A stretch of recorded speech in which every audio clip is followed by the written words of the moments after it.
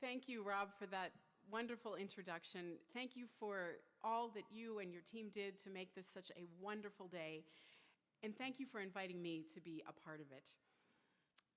Thanks to all of you who are gathered here today as we mark this wonderful anniversary. And I'd like to take us back to 1975, which was also a Jubilee year in the church. The theme then was reconciliation. And we gather now in the midst of another Jubilee year, this one dedicated to the theme of hope. It's also a year in which U.S. Catholics celebrate another very meaningful connection between our country and our church. If in 1975, U.S. Catholics received a saint of our own, in 2025, we received a pope of our own with the election of Cardinal Robert Prevost as the first pontiff born in the United States. What I'd like to do today is focus, of course, mostly on Mother Seton, and not share so much my personal journey with her, although she has been a good friend to me, as I know she's been a good friend to so many of us in this room. But I'd like to talk about my journey with her as a historian. And I'd like to just take a moment to thank Sisters Regina Bechtel, Sister Betty Ann McNeil, and Sister Judy Metz, who are fellow sister historians, and without whom the work of so many of us could not have been possible. Please.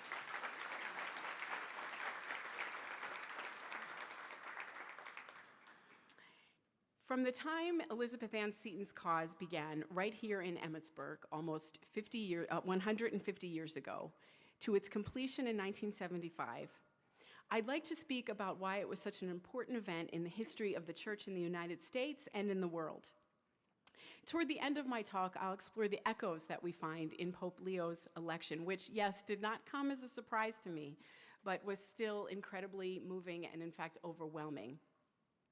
Like the canonization of Elizabeth Ann Seton, Pope Leo's election is a gift to the Church in the United States and a gift from the Church in the United States to the Church throughout the world.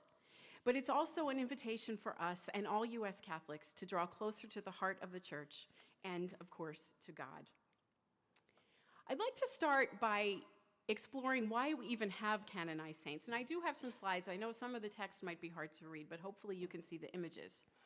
In this sense, it's important to keep in mind that nothing changed for Elizabeth Ann Seton on September 14th, 1975. Her canonization did not move her to heaven. It merely confirmed that she had entered God's eternal presence from the moment of her death.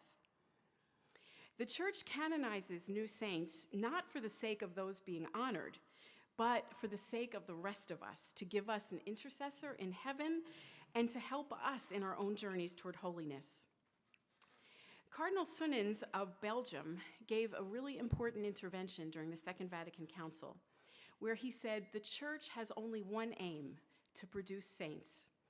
In order to stimulate her children in their quest for holiness, the Church sometimes proceeds to new canonizations, so that examples of authentically Christian life are presented before the eyes of the entire people of God.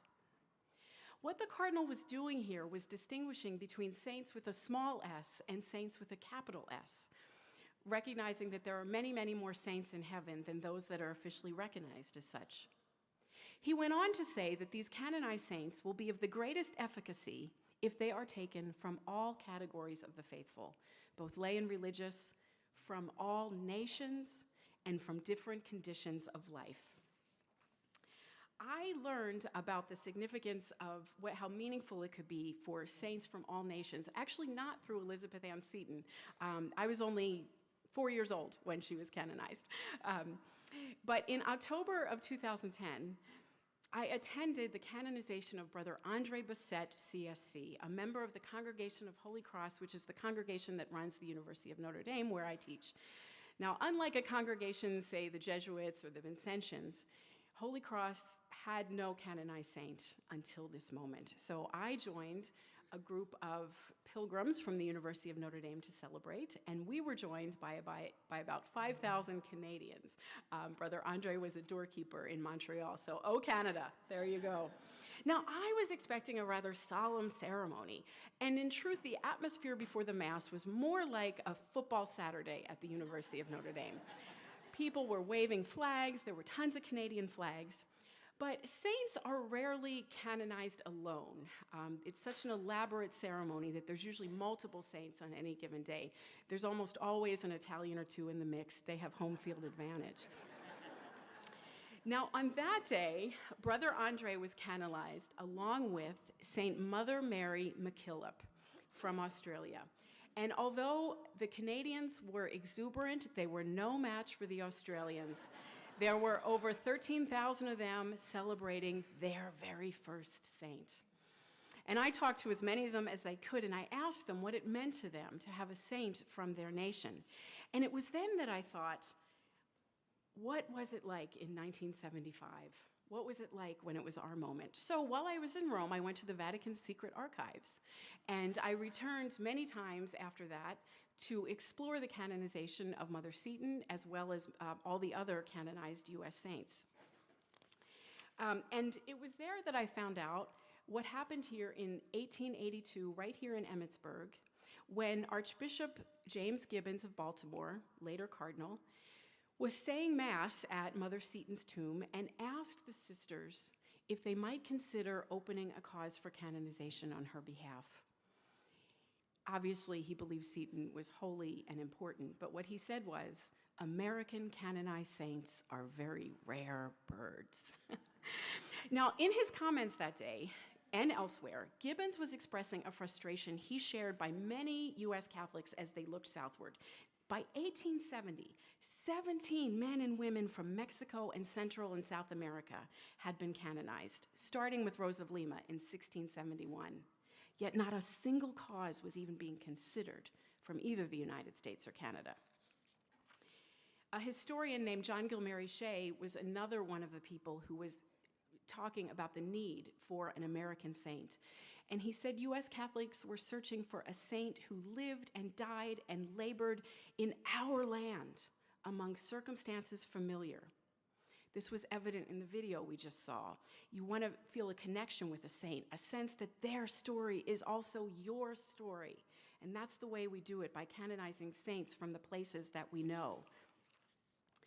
John Gilmary Shea became the advocate for two Jesuit missionaries who had been martyred in the 1640s in what became New York, but was at the time New France, Isaac Jogues and René Goupil. He decided to bundle those causes with 6 of their confreres who had perished in the same decade in what became Canada. Canada is surfacing an awful lot today. Now, Jesuits are historically very savvy when it comes to pursuing saints. It's one of the reasons why they have so many. Compare the swiftness of the North American martyrs' journey to canonization, proposed at the same time as Mother Seton, beatified in 1925 and canonized in 1930, with that of Mother Seton herself, which was exceptionally long. It was proposed, as I said, in 1882, but it wasn't officially opened until 1907, 25 years later, and it wasn't introduced in Rome, at which point she became a servant of God, until 1940. Now, the reasons for that are very complicated, but I want to focus on what got Seton to that moment, to being introduced in Rome. And I want to emphasize it had nothing to do with any perception of her holiness. That was not the issue. Saints' causes move forward, move from the small s to the capital S saint, for 2 reasons. Two factors align. When on the one hand, there's influence at the Vatican, someone saying, take a closer look at this cause. And then enthusiasm at the local level, where holiness first emerges. And these 2 things align perfectly for Seton in the late 1930s. One decisive factor was in October of 1936, when Cardinal Eugenio Pacelli, the Vatican Secretary of State, became the highest-ranking Vatican official ever to visit the United States. The reigning Pope, Pius XI, was quite elderly, and unlike in this most recent conclave, this time there was an obvious front-runner to succeed him, and it was Pacelli. Pictured here is Cardinal Doherty of Philadelphia and the apostolic delegate at the time, the papal representative, Cardinal Cicognani, to the United States, who during Pacelli's visit Doherty and Cicognani really took the opportunity to nudge Pacelli about Seton's cause and say, we really got to get this moving. Now, it's very likely that President Roosevelt mentioned his distant cousin, Elizabeth Ann Seton, to Pacelli during their private visit at Hyde Park, because Roosevelt routinely invoked his connection to Seton in Catholic audiences. Now, some say he did this out of political expediency, but I prefer to believe that he took genuine pride in his connection to Mother Seton. That nudge paid off less than 3 years later when Pacelli was, as expected, elected as the successor of Pius XI and took the name Pius XII. Seton's cause was introduced a year later. The first official document in English was the decree on the introduction of her cause. Meanwhile, back at home, on the home front, momentum was building. A Jesuit named Leonard Feeney gave a homily from St. Patrick's Cathedral in 1936, in which he said, "Nothing will do so much good for the church in this country as an American saint taken right out of our midst, a saint who was a subject of our nation, who spoke our idiom, was familiar with our occupations, someone whose house we can point out, whose photograph we can show." Now, Feeney was a Jesuit, and remember, the North American martyrs had already been canonized in 1930, but he was saying they're not close enough. Who did he think was the best candidate? He made no secret of that. In 1939, he published a biography of Elizabeth Ann Seton, an American woman. When you read the last part of his slides, he talks about a saint of our own, Elizabeth Ann Seton, an achievement of the New World, Elizabeth of New York. Now, I know that might sound a little strange here in Emmitsburg. And in fact, Seton was retooled, if you will, rebranded as Elizabeth of New York, particularly during the episcopate of Cardinal Francis Spellman, who became Archbishop of New York in 1939, and who was a good friend of Seton. I'm pictured here with my youngest daughter in front of the bronze doors at St. Patrick's Cathedral in New York City. Now, you won't be able to see it exactly, but you might remember them if you visited. We have St. Isaac Jogues, St. Francis Cabrini, Venerable Kateri Tekakwitha there, and then my daughter and I are standing in front of, it says Mother Elizabeth Ann Seton, because this was in 1949. She was not yet declared even venerable. And Daughter of New York down on the bottom. Now, Pope Pius XII in 1946 elevated Cardinal Spellman, elevated Archbishop Spellman to become a cardinal, and he became really her biggest advocate among the hierarchy. Spellman was a tremendously influential figure in the United States and in Rome, so much so that he was often nicknamed the American Pope, and he really liked that. And in fact, in the United States, some Americans began to say that he or another American might have a chance of being elected to succeed Pius XII. But that was very, very unlikely, and the conventional wisdom in the Vatican was that there would never be an American Pope, particularly because the United States was such a superpower, and you wouldn't want that concentrated. We know how that turned out. So if Cardinal Spellman was, Cardinal Spellman is touting Elizabeth Ann Seton's American virtues. He certainly talked about her holy virtues, but here he's talking about American stamina, American cheerfulness, American efficiency. So he became a tremendously important figure. Cardinal Spellman, though, was her biggest advocate among the hierarchy. The person I'd like to talk about now is a hero of mine who was really critical in bringing Seton to the Declaration of Venerable. Sister Isabel Toohey, the head of the Daughters of Charity, and she was just a very formidable woman and one of the many thousands of Catholics who visited Rome during the Jubilee year of 1950.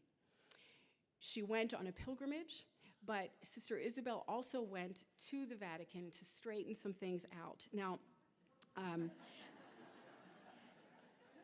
you might have trouble believing this, but women were not allowed to represent themselves in causes for canonization until 1983.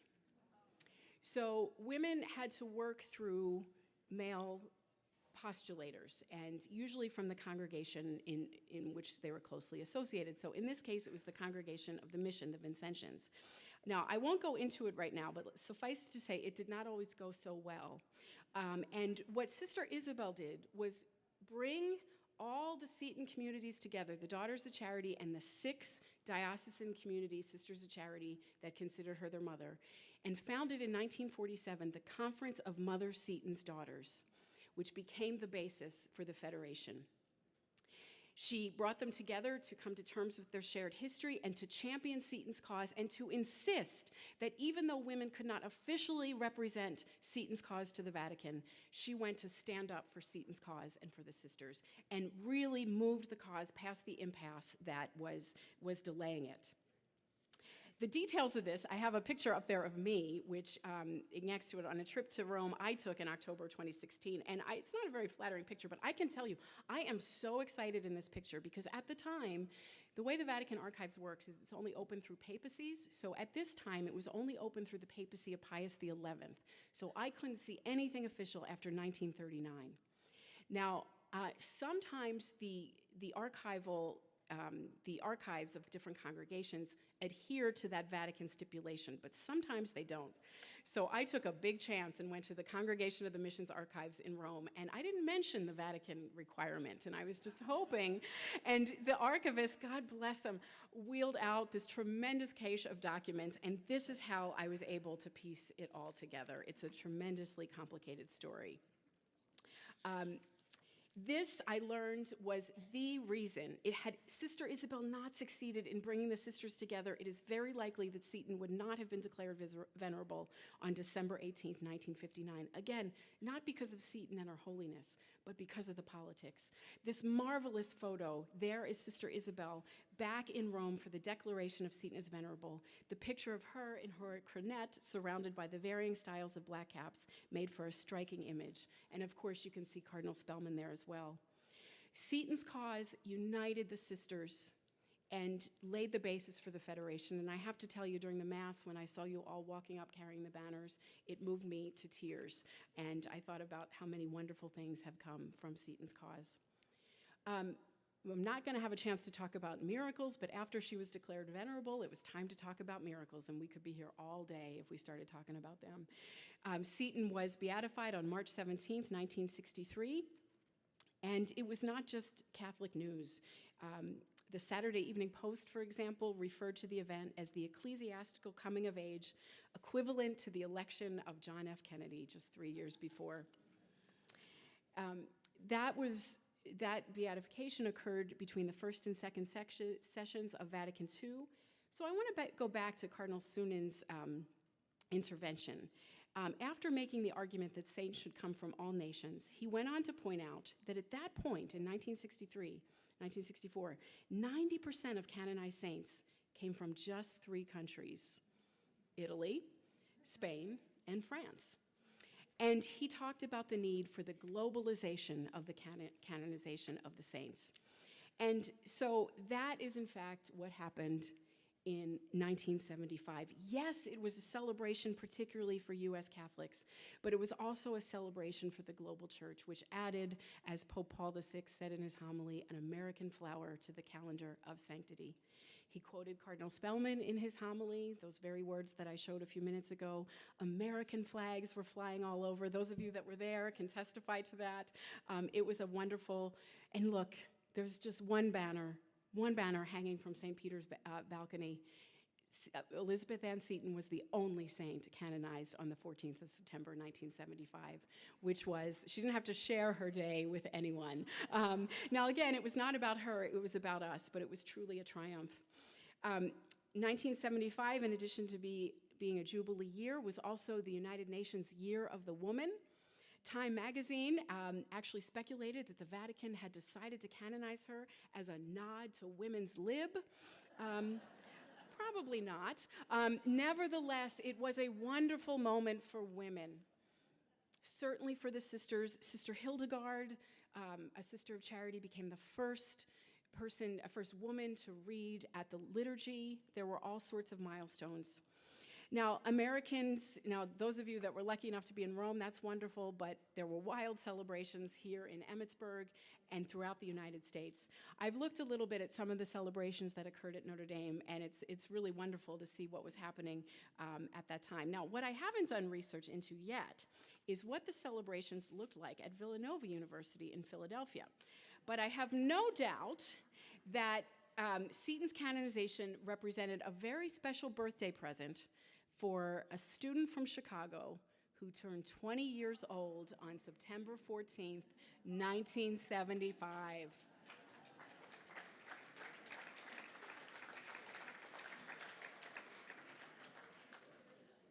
Now, as I said, I was not surprised. Particularly, I thought that Cardinal Prevost had a reasonably good chance because he seemed to combine so many of the factors that were needed.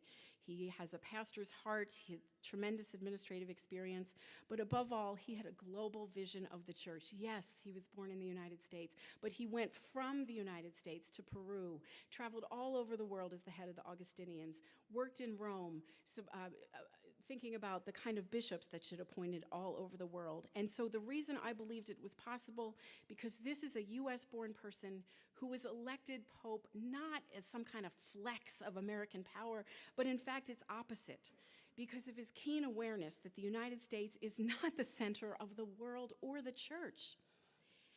I think it's tremendously wonderful that we have added an American pope to the litany of popes. And you can see from this map, which was created before, the United States, they didn't even bother to put the United States on the map. And look at Italy, 221 times they got to celebrate. Now, Rob mentioned that I do some work for NBC and MSNBC, and I was actually live on air with Lester. Lester Holt was in Rome. I was on Zoom back here, but the moment that Cardinal Prevost emerged on the balcony, and I was so incredibly overwhelmed. And Lester is from Chicago, so he said, hey, he's from Chicago, and I said, oh, but he went to Villanova University, and I'm from Delaware County, Pennsylvania, and Lester said, oh, is that how we're going to play it? And I said, absolutely, that's how we're going to play it. Now, the point here is, of course, we're going to do that. We meet people where we are. We become holy in particular places, like Elizabeth Ann Seton did. But we don't stop there. Seton didn't stop there, and although this is a wonderful place to be here in Emmitsburg on this marvelous occasion, we're also celebrating her in Greensburg and in New York and in Convent Station and Cincinnati and in Halifax and all over the United States. But that is not the point. The point is that we should use the canonization of the first, continue to use the canonization of the first American-born saint, like the canonization, like the election of the first American-born pope, to draw us ever closer into the heart of the church and also eventually to God. The chances that any of us in this room will ever become a capital S saint are vanishingly slim, I hate to say. But remember, the more we come to know and love and imitate Elizabeth Ann Seton, the more likely it is that we will become small s saints one day and dwell with her and with all the saints in God's eternal presence. And that is what we're really celebrating here. Thank you.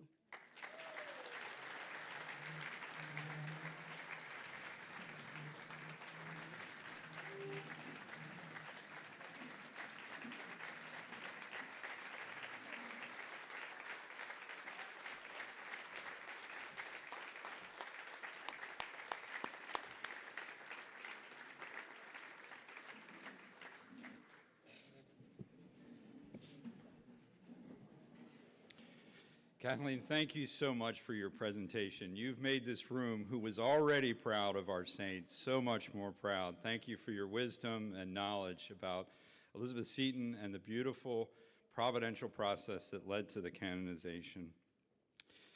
So I also wanted to just say that Saint of Our Own is available in the gift shop, and it's one of our best sellers. So thank you.